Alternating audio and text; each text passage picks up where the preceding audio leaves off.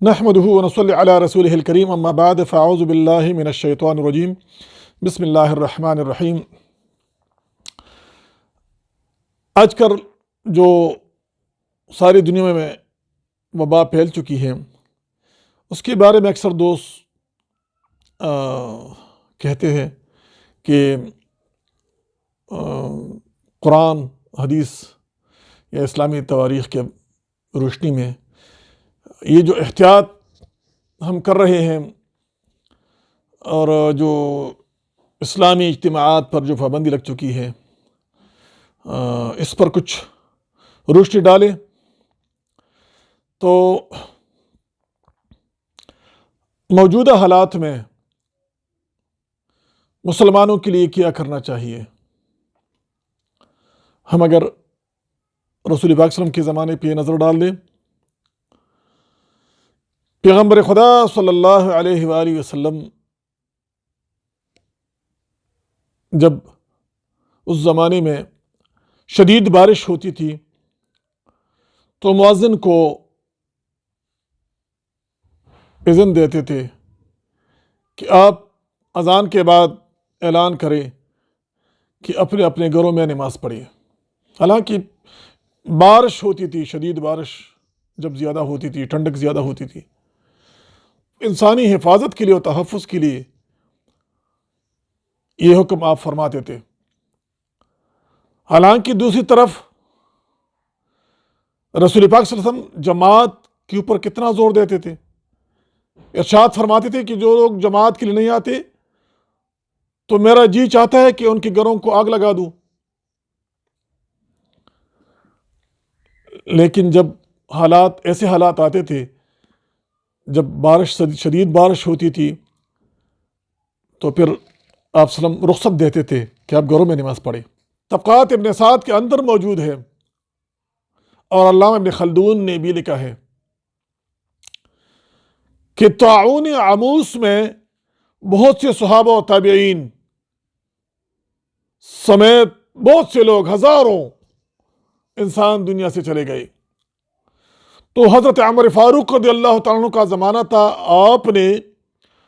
عمر بن العاص رضی اللہ تعالیٰ عنہ کو خط لکھا کہ اس بلا سے چھٹکارا حاصل کرنے کے لیے کچھ کر لو، کچھ سبیل کرو۔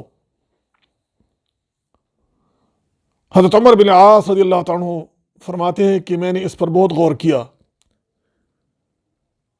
اور میں اس نتیجے پر پہنچا کہ یہ جو وبا ہے تعاون کی، یہ اجتماعات سے پھیلتی ہے،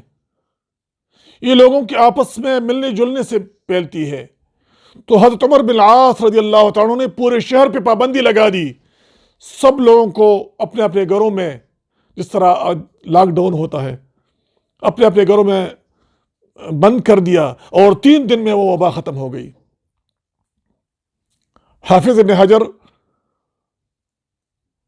فرماتے ہیں کہ وبا سے امان کے لیے اور وبا سے پناہ کے لیے دعا مانگنے سے کسی کو منع نہیں کیا گیا ہے، لیکن اجتماع کا کوئی ثبوت نہیں ہے دعا کے لیے ایک اجتماع بنانا، کیونکہ تاریخی واقعات سے یہ ثابت ہے کہ جب بھی وبا پھیل جاتی ہے تو اجتماع سے اس میں اور بھی تیزی آ جاتی ہے۔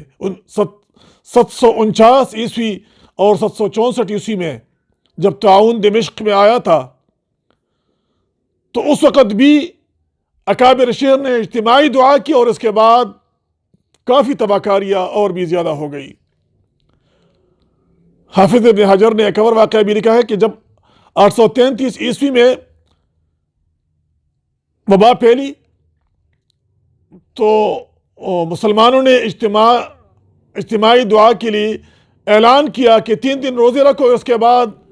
اجتماعی دعا کریں گے۔ جب 3 دن روزے رکھے اور اس کے بعد اجتماعی دعا کے لیے نکلے اور اجتماعی دعا انہوں نے کی تو اجتماعی دعا سے تقریباً اس وبا سے 40 لوگ وفات ہو چکے تھے۔ لیکن جب اجتماعی دعا مانگی گئی اور اس کے بعد اپنے گھروں کو چلے گئے تو وہ وبا اتنے پھیل گئی کہ پھر روزانہ ہزار لاشیں اٹھاتے تھے وہ لوگ۔ تو یہ جو لاک ڈاؤن ہے یہ حفاظت کے لیے ہے، اور حفاظت اپنے جسم کی حفاظت، اپنی زندگی کی حفاظت، یہ ہر انسان پر لازم ہے کہ اپنے بھی حفاظت کرے، اپنے ماحول کی، اپنے بال بچوں کی بھی حفاظت کرے۔ اور آپ جب باہر نکلتے ہیں دوسروں کے ساتھ خلط ہو جاتے ہیں تو آپ کی بیوی بچے تو گھر میں ہوتے ہیں،